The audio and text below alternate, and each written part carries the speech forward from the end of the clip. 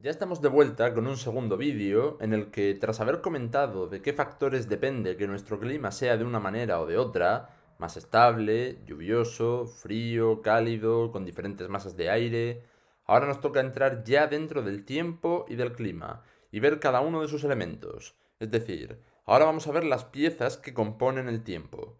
El vídeo anterior era para ver de qué depende que las piezas que vamos a ver a continuación estén presentes en nuestro clima o no y con qué intensidad. Veámoslas. Algunos elementos del clima son muy básicos. Por lo pronto es esencial la cantidad de radiación solar que recibimos, lo que llamaremos insolación. En el caso de España tenemos más de 2000 horas al año, casi nada.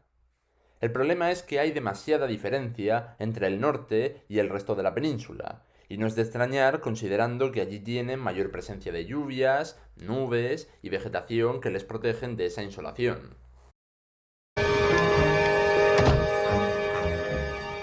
Cáspita, ¿se ha tomado usted en serio su trabajo, señor Sol? ¡Oh, rayos! El segundo elemento es la nubosidad, la presencia de nubes, que de nuevo tendrá más presencia en el norte. Las zonas menos nubosas son la costa atlántica por el sur, el valle del Guadalquivir y Canarias. Seguimos con un elemento que en nuestra zona conocemos bastante poco, las heladas. Para hablar de helada, tiene que haber una temperatura inferior a 0 grados, o es imposible que se forme nieve o hielo. Estas heladas se formarán por un enfriamiento excesivo del suelo durante una noche o por la llegada de una masa de aire muy frío. Son más frecuentes en la submeseta norte y en el Valle del Ebro, es decir, zonas de interior, y mucho más difíciles en la costa, porque en la costa las temperaturas de verano e invierno siempre son más suaves. Así que las zonas idóneas para una helada son zonas del norte, más frías, pero tirando hacia el interior, no hacia la costa. Y hablando de costa, el siguiente elemento sería la humedad, la cantidad de vapor de agua presente en el aire. Esto es esencial para la lluvia. Sin vapor de agua, el aire es seco y no traería lluvia alguna. Por eso es fundamental la distancia al mar, que es quien aporta esa humedad, y la temperatura de la zona, que condiciona la evaporación y la mayor presencia de vapor de agua en la atmósfera. El siguiente elemento está relacionado con las heladas, solo que es algo a mucha menor intensidad, y que sí estamos acostumbrados a ver por esta zona, la niebla. Puede formarse por los mismos motivos que las heladas, porque el suelo se enfría más de la cuenta, que es lo más normal, o por la llegada de aire frío. En este caso lo que ocurre es que las capas de vapor de agua que hay en la zona inferior de la atmósfera se condensan, formando una capa de vapor espesa. Vaya, no veo nada con esta niebla. Un fenómeno completamente opuesto sería el de la calima, que ocurre en momentos calurosos y secos. Aquí lo que ocurre es que el aire se calienta demasiado, así que se eleva a zonas superiores para intentar enfriarse, y ahí eleva partículas de polvo que hubiera en la superficie y quedan en suspensión.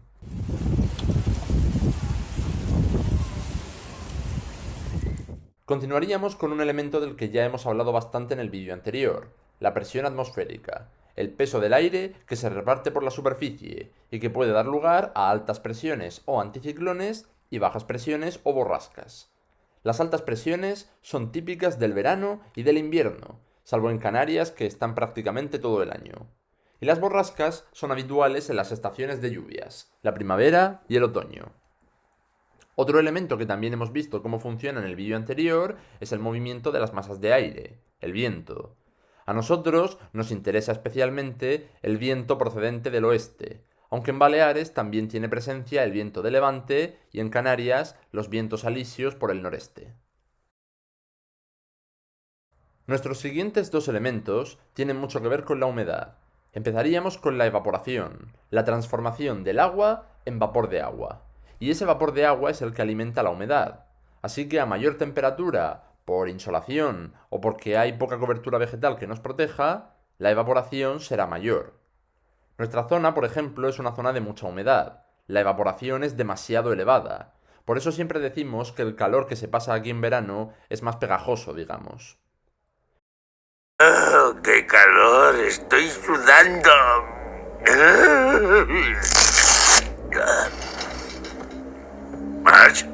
Estoy aquí atrás.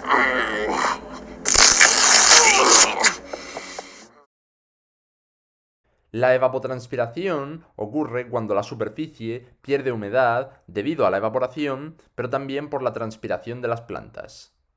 Esa evapotranspiración puede ocurrir hasta que el suelo no tenga ya agua o humedad ninguna.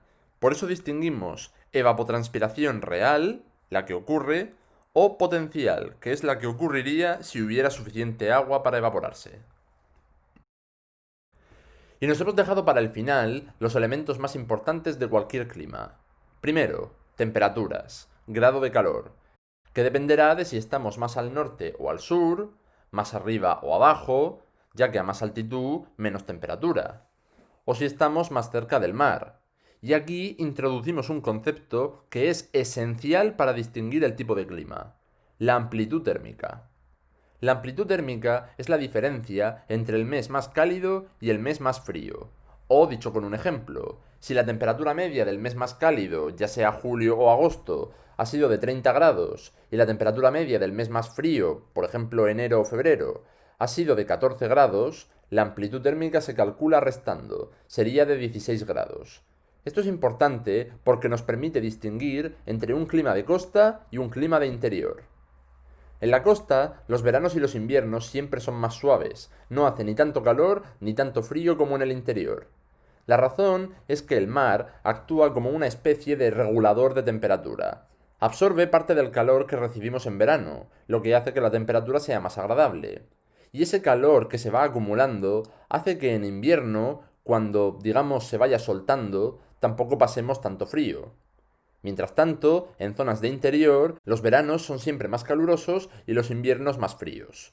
Por eso, las zonas de costa tienen una amplitud térmica moderada o baja, mientras que las zonas del interior tienen una amplitud térmica más alta.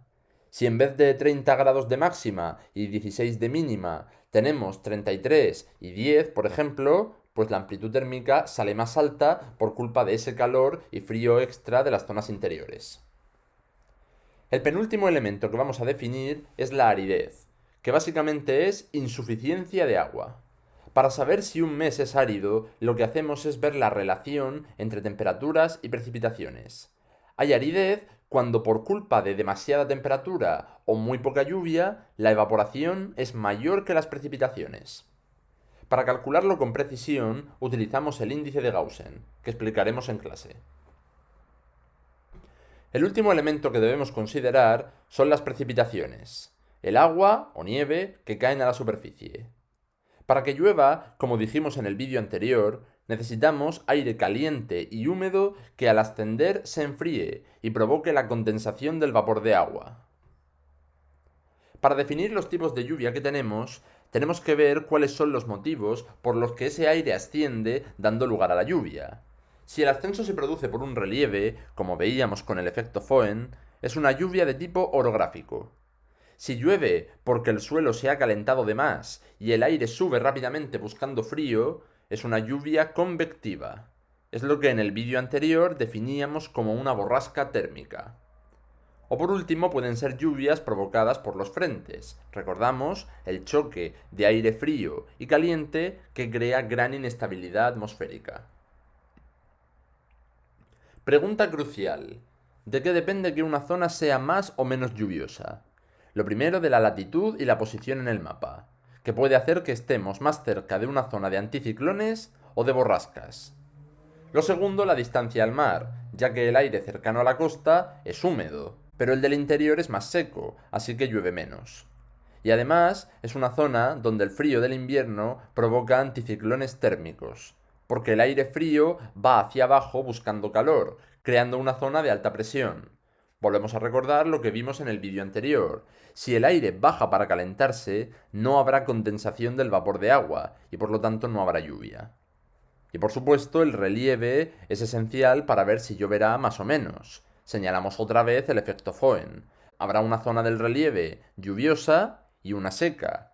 Y como estemos en una zona completamente encerrada por montañas, las lluvias se quedarán atascadas en ellas, y será una zona muy seca, como por ejemplo ocurre en el Valle del Ebro. Y con esto acabamos el segundo vídeo. Este vídeo y el primero hay que verlos de manera muy relacionada, porque el segundo vídeo son las piezas del clima, Y cómo son esas piezas depende de los factores que hemos visto en el primer vídeo. Los dos vídeos que nos quedan son ya para analizar las situaciones meteorológicas que puede tener España a lo largo de sus estaciones y los tipos de clima que tenemos en diferentes zonas de la península.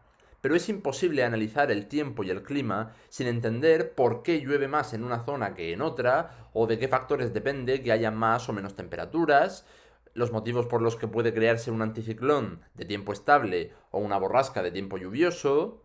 Cuando entendamos todo eso, estaremos en disposición de poder aplicarlo a los tipos de tiempo y de clima en España. Así que cuando estemos listos, el siguiente vídeo nos estará esperando.